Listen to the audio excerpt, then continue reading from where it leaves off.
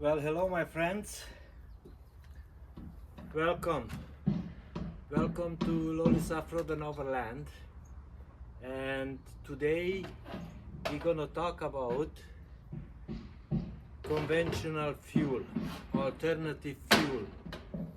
And we're gonna talk about waste vegetable oil and what it takes to convert a vehicle to run on waste vegetable oil.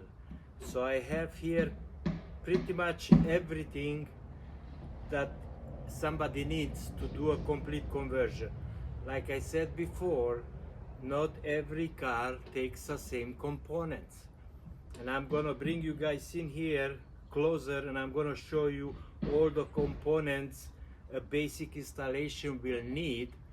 But this particular vehicle, which I'm talking about, this guy here, it's a 2003 Ford Econoline 7.3. This is what the Econoline will need. Okay, so custom built tank. We have the filter head, heated filter head with the filter on it. We're gonna have the two valves that controls the fuel, the supply and the return, and we're gonna have this monster pump that we're gonna use on the vegetable oil side, where we can adjust the pressure, because as we all know, the 7.3 or the 6-liter diesel requires high pressure fuel above 55 psi. Anything below that, you're running the risk to destroy injectors. Okay, my friends? Yes, I am half naked because it's hot today. Okay, so let's bring you guys closer here and show you what it takes and what we have here, and then I'm gonna tell you price wise how much this is gonna cost. Okay,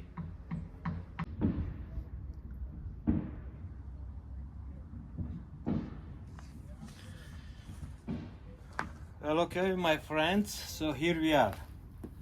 So let's talk about first the tank. So every vehicle is different and depends where you have room to install a tank, the space you have. According to that, you're gonna build yourself a tank for the waste vegetable oil.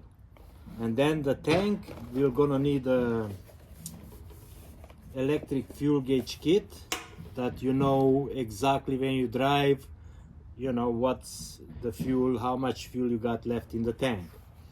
Okay, so that's gonna be installed into the tank.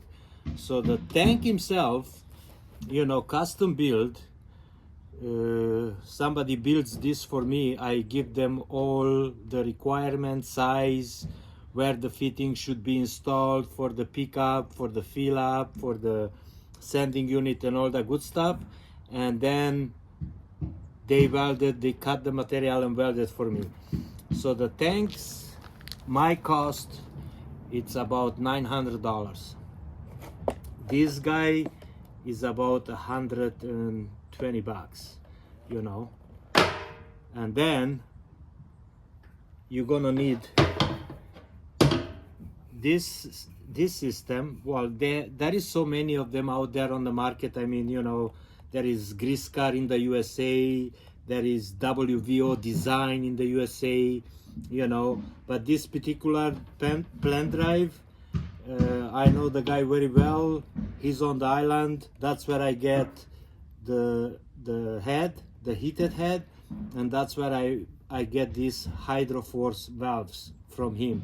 You can get this on 12 volt or 24 volt, all depends what system you have on your vehicle, because some they have 24, like my Nissan, it's a 24 volt, but my Ambo it's 12. Okay, so then this kit here, the heated head. So basically what we have, you guys can see, it says oil in. So this is where the oil supply comes from the pump in, and then on the other side it shows oil out. And this port here, with this one, you know, we have the coolant circulating in and heat the vegetable oil up. So basically it's about 1.5 liters hot oil, you know. And the valves, the reason we have two, one is supply and the other one is return. So basically the supply, we have the diesel coming in, and the diesel is on number 2, okay, and then the vegetable oil comes into number 3. And this guy here, number 1, it's always open. This goes up to the engine, supplying the fuel to the injectors. So this is always open. This you control what you want to feed. Are you supplying diesel or are you supplying vegetable oil? And the same on the return. If you run vegetable oil, it will shut off the return to the diesel tank because you don't want to contaminate the diesel tank. And then what you do when it returns, I tell you what I do. So I don't send it back to the oil tank. What I do, I come behind the pump on the pickup supply line from the tank, and I tee it in there. So instead of sending the hot oil back to the tank, the pump will pick it up, push it back into the filter, and then from the filter goes to the valve and goes right up to the engine, and it loops around. That's what I do because I don't want to put the hot oil back to waste, and then, you know, I want the oil to be as hot as possible. Okay, so then this filter head and the two valves, it's about $480 Canadian, right? Okay, and then the high pressure pump. So this is a Raptor 4 gallon per minute adjustable pressure. We have the oil in and we have the oil out. When the oil comes out, it's gonna come right into the filter head. From the filter head comes out, goes here, and then goes up to the engine. This pump, it's about $1,000, okay? And this comes complete kit with all the fittings, the harness, anything you need to set it up. The system also gonna need some high pressure injection fuel line, which is gonna be about 100 psi pressure, right? You want to make sure this is what it is, okay? This is what it is. This is 100 psi resistant pressure because you don't want to blow this hose, you know, and make a mess, okay? So where we get the coolant lines? Well, obviously, you know, every vehicle has cooling system and heating system, so we tap into the coolant lines that is going to flow down here and flow back up and do the complete loop. So all together, what I said, 1,005, and with this another 1,000, it's about 2,700 to 3,000 for the kit, give and take, okay? And then I charge about $1,500 for the install, and it gonna take me about 2 days to complete the installation because I have to make sure I mount the tank, I mount everything into the tank, and then I mount the filter head, then I have to mount up the valves, I have to mount this guy in the right place, and then I have to do all the electrical, the switch inside, running back and forth, and when all this is there, then I do the plumbing, okay? Then I also gonna add an extra filter, you know, for the diesel side, just in case something goes wrong on the upper filter in the engine bay. You know, you always have the backup filter down on the bottom on the rail. You know, some people chooses to do a filter delete. You can buy those kits, you know, so you can eliminate that filter.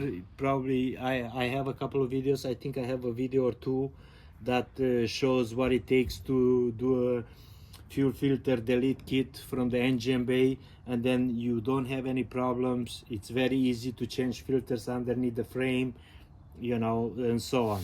So yes, my friends, this is it. This is what it takes. This is what the system components are looking, you know. And then, like I said, every vehicle is different, right? Because if you, let's say you're doing a Volkswagen Jetta, you're gonna eliminate this guy because you don't need that high pressure fuel pump. So you can just buy like a Valbro, you know, fuel on demand. It's about $300, you know, 7 psi, and then if it's no demand, the pump just shuts off. And when it's more demand, the pump gives you more. So like I said, give and take, you know, you might have a smaller tank in a different vehicle, so it's gonna cost less to build the tank.